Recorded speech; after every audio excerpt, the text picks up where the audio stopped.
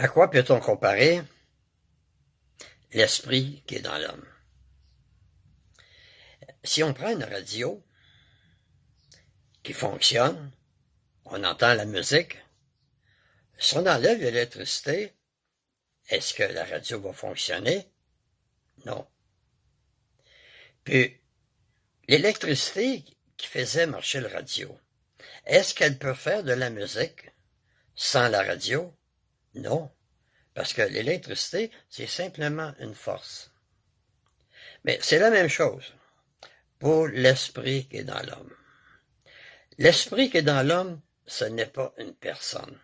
C'est simplement une force qui vient de Dieu. Lorsque l'homme meurt, son esprit retourne vers Dieu et en ce même jour périrent ses pensées. L'esprit qui sort de l'homme ne voit pas, n'entend pas, parce que c'est simplement une puissance. Et lorsque l'homme meurt, c'est pas une âme qui sort, c'est l'esprit. Comme j'ai dit, si vous citez le cas de Étienne, avant d'être lapidé, il a vu Jésus debout à la droite de Dieu et il a dit à Jésus, Seigneur Jésus, reçois mon esprit. Fait que c'est l'esprit qui sort de l'homme. Les animaux, comme les humains, ont l'esprit. Lorsque l'animal meurt, l'esprit s'en va, et lorsque l'homme meurt, son esprit s'en va aussi. Et en ce même jour, périssent ses pensées. Et la Bible dit qu'on est mort, on ne fait rien.